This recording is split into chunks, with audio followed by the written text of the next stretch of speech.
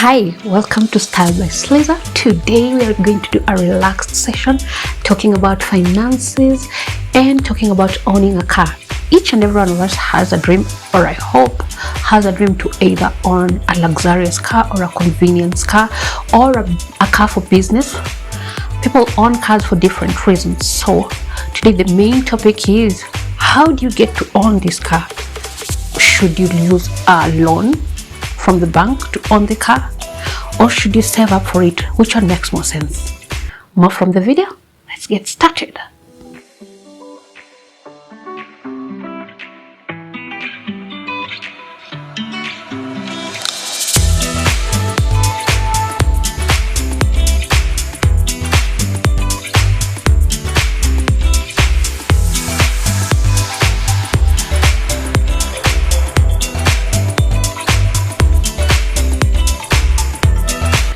So even though we do style, sometimes we have desires like a house, owning a car.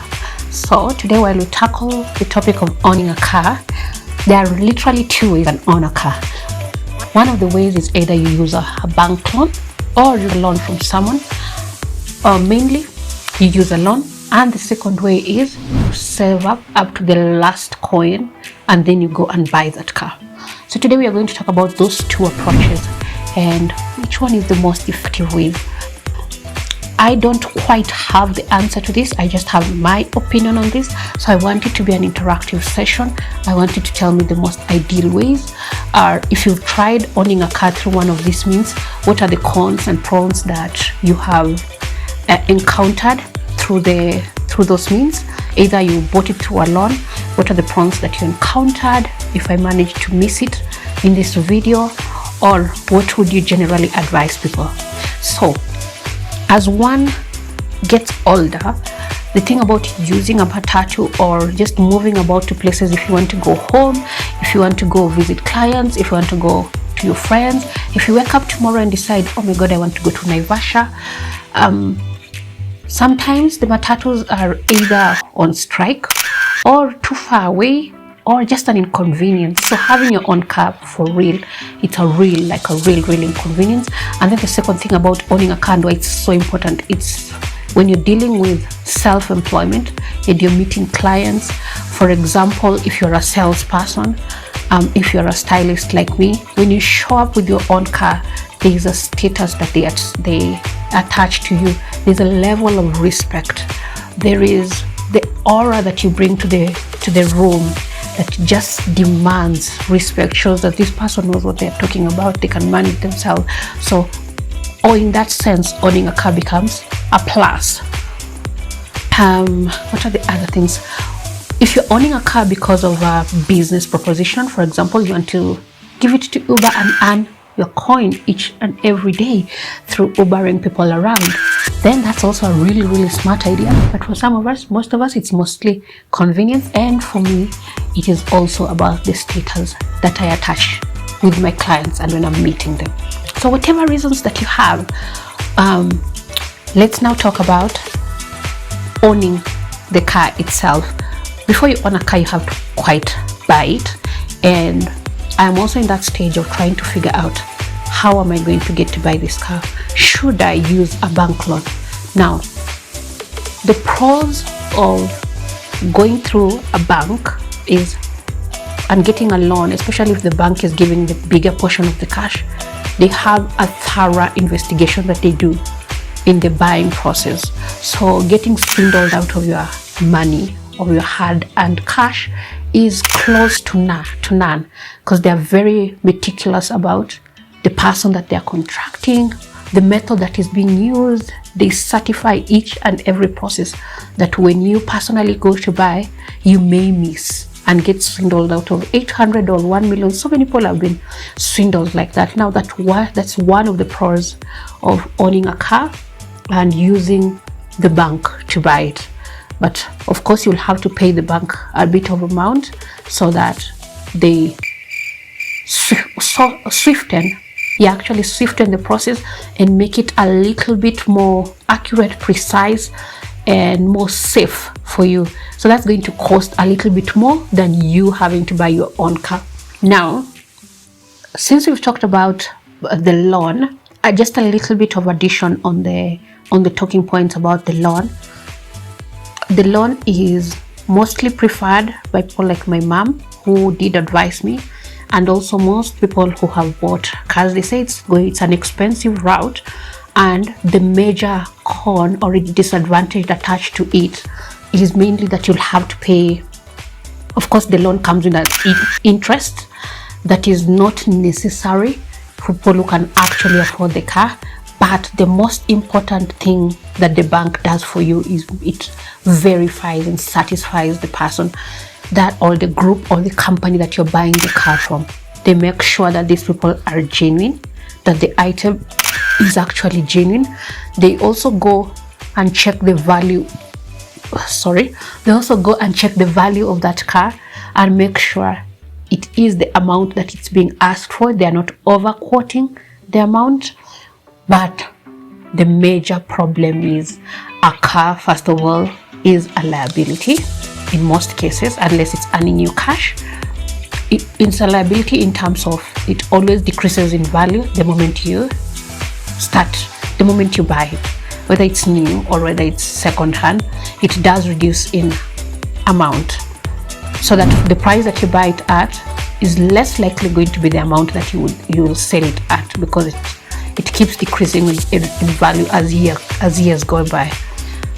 So you get to possibly earn less from it, but also you cannot monetize convenience. So it's a little bit of a push and pull in that sector. Yeah, and that closes up the point of owning a car through a loan.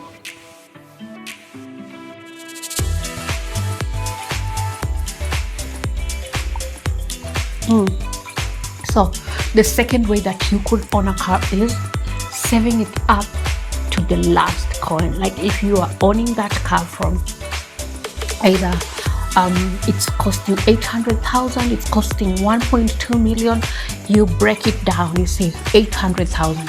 Okay, I need this 800,000 in the next 2 years. That is going to be 24 months. Now 800,000 divided by 24 months, this is the amount of money I need to save every month. Okay, is this going to be realistic, or do I need to increase the time? Now that is the planning stages that would need if you do not want to take even a single cent from the bank. Most people don't like to take a loan for a car because it's very, very unpredictable. With car, it can get spoiled. It attracts a lot of cost with servicing, the fueling, and all of those things. So they would prefer not to use the loan. They would prefer to save it up so that you don't have to worry about fueling, servicing, repair, and all of those things. And on top of that, worry about servicing a loan. So this second option is actually a viable option for people who have a lengthy period to own that car. Now, if you're thinking to own the car in the next 3 years, or you're thinking to own a car in the next 1 year, then your salary, or you're thinking about squeezing your budget so that you save up more, or you put money aside for the car, then this is an option for you.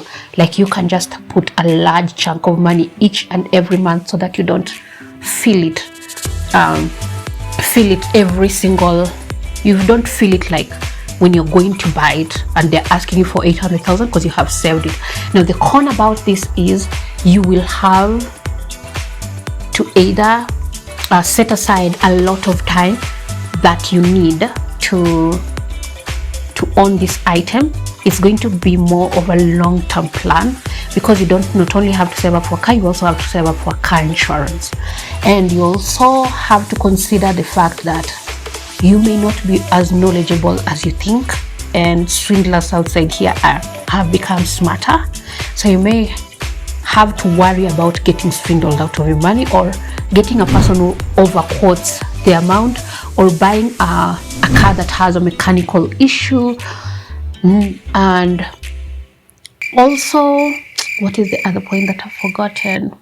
I've forgotten it. It's gone. It's totally gone. But it's okay. The main worry would be getting swindled out of your cash, especially for young ladies. Most of the time when you're going to buy a car, you're just thinking about it in a convenience or in a convenience kind of manner.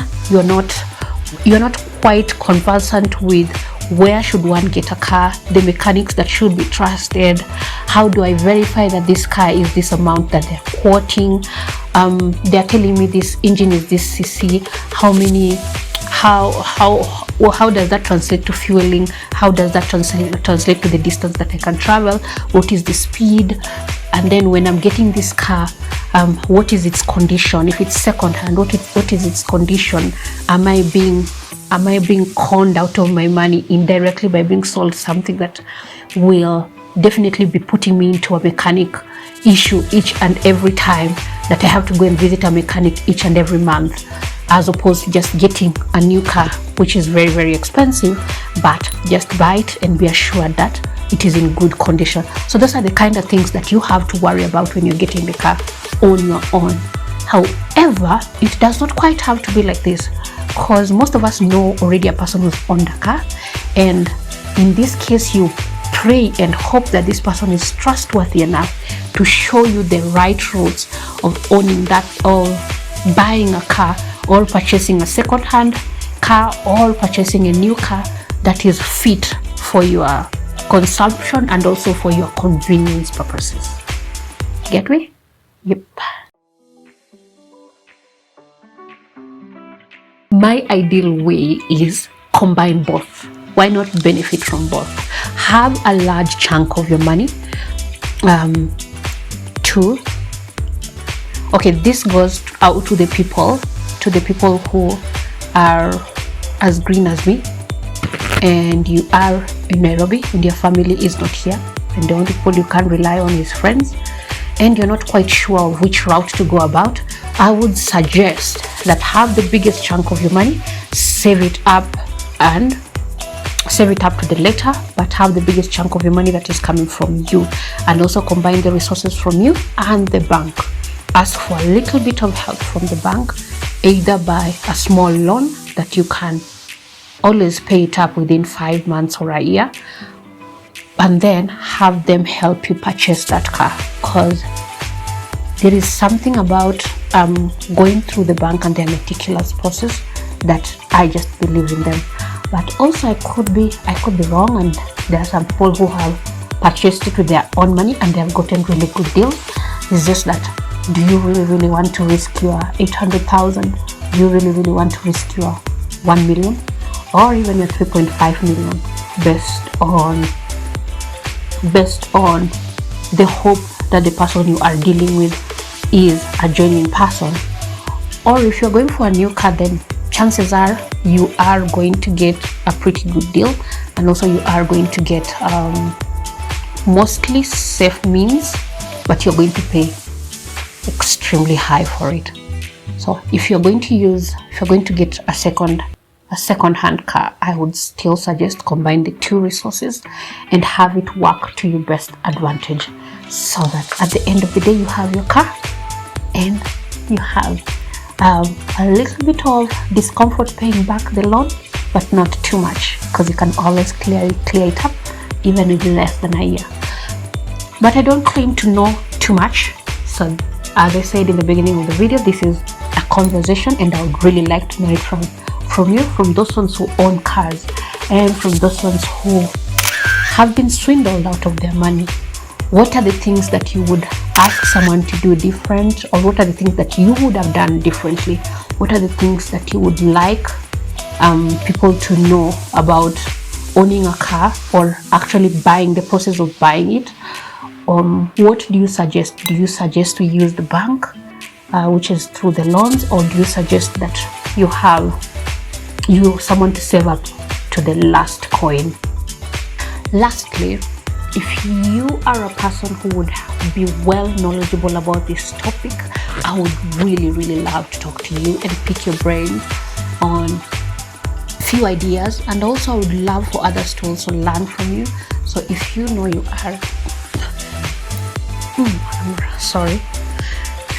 are very knowledgeable about this topic, or you have gone through this topic and you feel more comfortable advising other people, or you also deal with the car purchasing industry or the automobile industry, kindly reach out to me.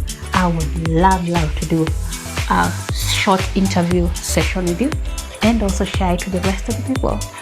But until next time, remember we are born to fashion this world, this art.